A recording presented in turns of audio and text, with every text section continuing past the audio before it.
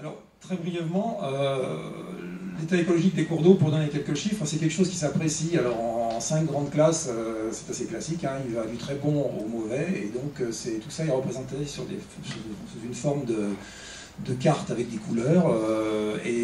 Pour aller très vite et pour faire simple, actuellement, 52% des cours d'eau du bassin en Méditerranée sont considérés comme ayant atteint le bon état écologique.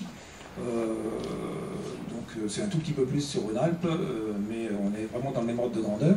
Et donc vous voyez sur cette carte que le bassin et tout le réseau hydrographique du bassin a été découpé en 2800 petits bouts de rivière, enfin qui restent pas petits quand même puisqu'ils vont de quelques kilomètres à quelques dizaines de kilomètres chacun.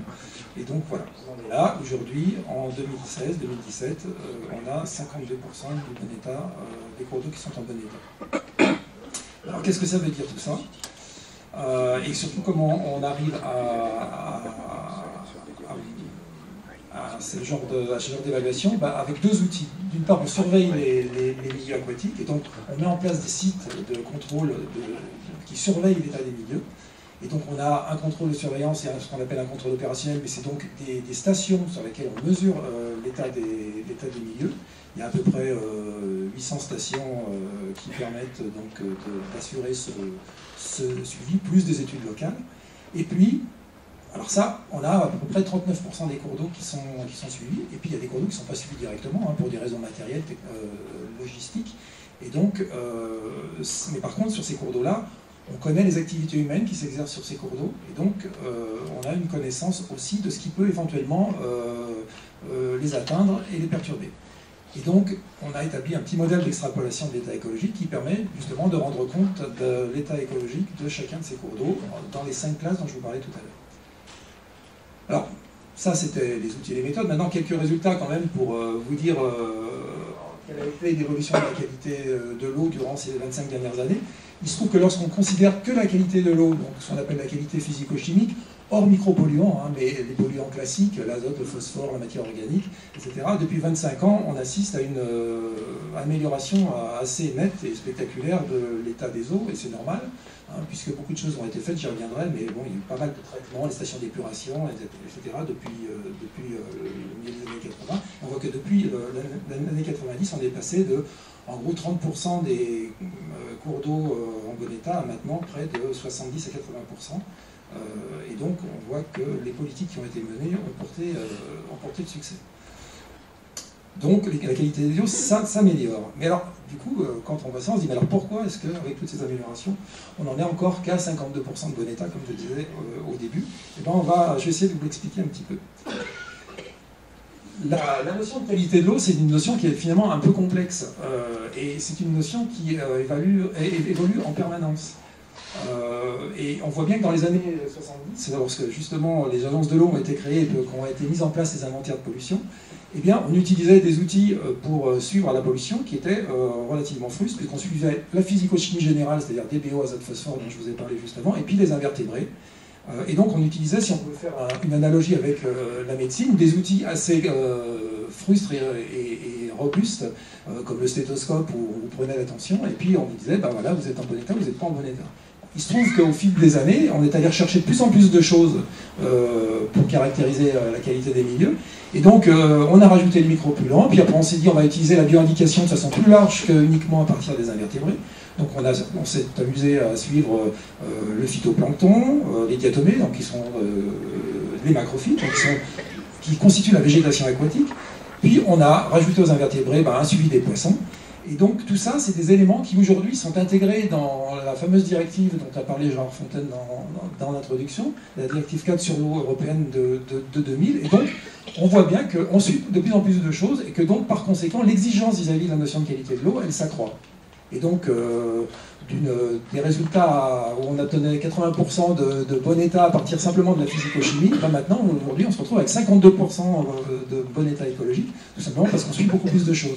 Alors, il y a par exemple un double effet, hein. Je ne dis pas qu'il n'y a pas des situations qui s'aggravent, mais je dis simplement qu'il y a aussi un thermomètre qui devient de plus en plus fin et qui fait que, eh bien, on détecte de plus en plus de dysfonctionnements.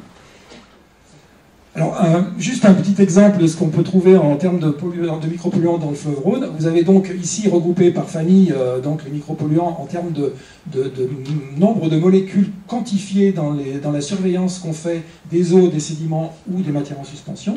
Et donc on voit bien, par exemple, sur cette figure, que de l'amont vers l'aval, si on prend le Rhône à Pougny dans son emploi en France, jusqu'au Rhône à l'aval, qui est soit à Ramon, soit à Arles, on a une forte augmentation du nombre de substances qui sont quantifiées. Alors bon, à Arles, on a une remontée spectaculaire, mais qui est liée au fait qu'en plus de la surveillance de l'eau et des sédiments, on suit aussi les matières en suspension, ce qui fait qu'on trouve encore plus de micropolluants. Ce qui fait que ça corrobore le fait que plus on cherche, plus on trouve. Et donc, la notion de qualité de l'eau est donc toute relative à l'effort qu'on fait pour chercher les contaminants et les problèmes. Donc là, on voit bien qu'on a quelque chose qui augmente de l'amont vers l'aval, donc avec des flux à la Méditerranée qui sont importants, 2400 tonnes de zinc par an, HAP 40 tonnes, l'AMPA, qui est un produit de dégradation du glyphosate 15 tonnes, et PCB 100 kg par an, et puis il y a d'autres contaminants. Donc, aujourd'hui, je ne parlerai pas de la Méditerranée, mais on voit quand même que la Méditerranée, c'est quand même le réceptacle de tout ça, et que donc, c'est pas sans poser un certain nombre de problèmes sur le milieu marin. Et puis, on voit bien l'effet aussi de la présence de l'agglomération lyonnaise, puisque le Rhône-Agence, en amont de Lyon, bon, on a en HAP et en PCB un peu moins de contaminants qu'à l'aval de l'agglomération. Et puis, on voit aussi le rôle des affluents, que sont la Saône, pour par exemple les PCB et les pesticides. Et puis, il y a aussi d'autres contaminants apportés par les grands affluents que sont l'Isère et le Drac et la Durance, alors essentiellement, pour le coup, des solvants chlorés. Et donc, sur ces aspects-là, on travaille aussi avec la science, pour faire, avec l'OSR, l'Observatoire des sédiments du Rhône, une modélisation des flux de MES, et puis on a aussi des suivis en continu de MES à Arles, de mercure, PCB, radionucléides, etc.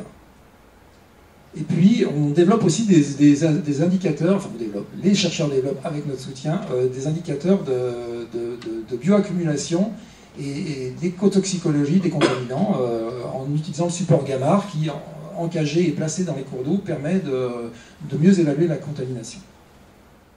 Alors, une bonne qualité de l'eau ou des sédiments, c'est nécessaire pour un bon état écologique, mais ce n'est pas toujours suffisant. Et on voit qu'il y a d'autres facteurs qui jouent, qui sont justement les éléments de la morphologie des cours d'eau ou de l'hydrologie des cours d'eau.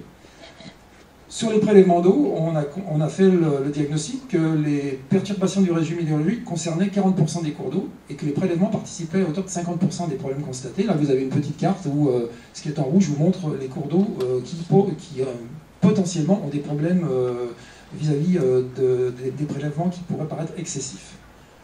Et sur ces questions-là, on s'appuie beaucoup sur la recherche. Parce qu'il y a, par exemple, on a beaucoup travaillé pour établir cette carte avec une modélisation et une cartographie des étiages qui a été réalisée par IRSTEA. Et puis il y a des modélisations du Rhône aussi qui ont été effectuées grâce au laboratoire d'IRSTEA. Des réflexions autour des débits biologiques minimaux, donc des débits minimaux qu'il faut pour pouvoir assurer une vie aquatique dans les rivières. Des actions aussi menées sur les rivières intermittentes. Et il y a aussi beaucoup d'actions qui ont été menées en termes de réflexion sur le Rhône. Il y a un suivi scientifique du Rhône qui est effectué par le laboratoire lillois en connexion avec IRSTEA. Voilà. Et puis des actions qui ont été menées sur les échanges nappes-rivières. Et toujours, alors cette fois-ci aussi dans le domaine des sciences sociales, il y a des actions qui sont menées sur la quantité, comme apprendre la rareté de l'eau, qui est une action destinée à regarder comment les gens vivent avec le problème de déficit hydrographique. Et tout ça donne lieu à la publication de certains documents qui sont des aides à la gestion. La morphologie aussi est un élément qui est important et qui est une des conditions du bon état des eaux. Une rivière qui a des formes fluviales diversifiées, c'est quand même une rivière qui présente une biodiversité acceptable. Et on voit qu'aujourd'hui, plus de la moitié des rivières présentent une morphologie qui a été abîmée par les aménagements historiques.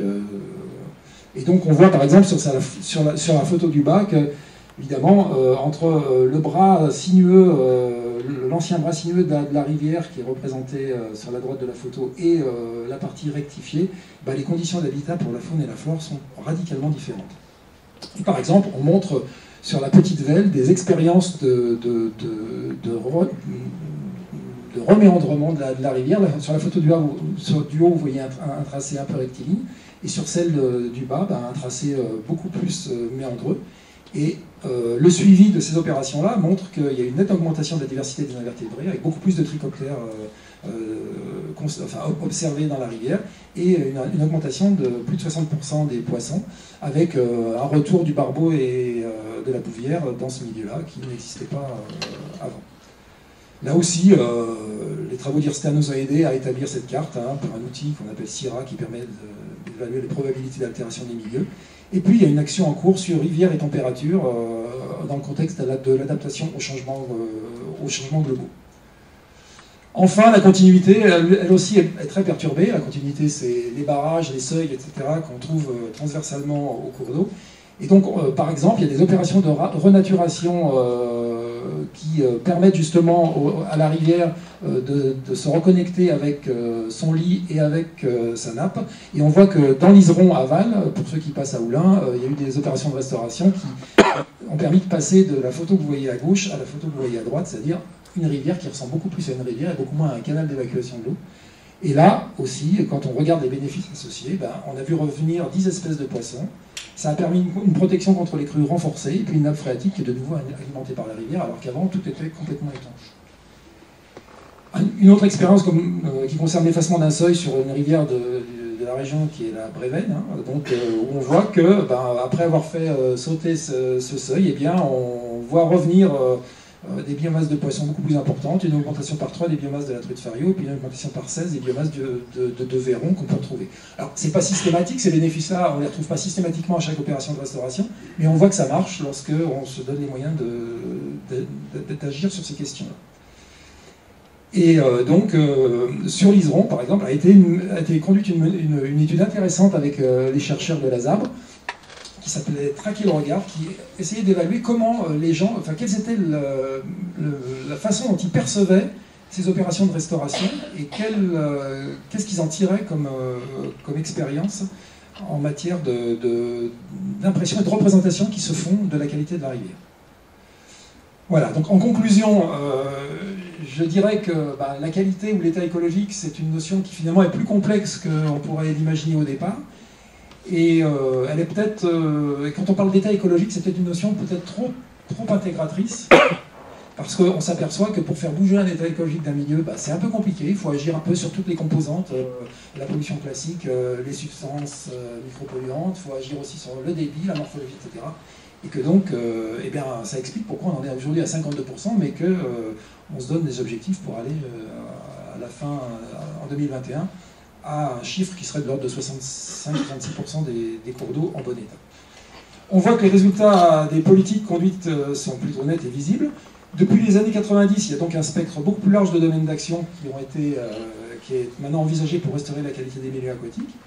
Et on voit que les politiques sont aujourd'hui centrées sur des priorités toutes nouvelles, donc réduction des émissions des rejets de substances, travail aussi sur les prélèvements, et sur donc la quantité d'eau qui passe dans les cours d'eau, avec toujours ce fameux contexte de changement climatique qui nous inquiète un peu, et puis aussi la restauration physique, qui est une des clés d'action fortes pour restaurer les milieux.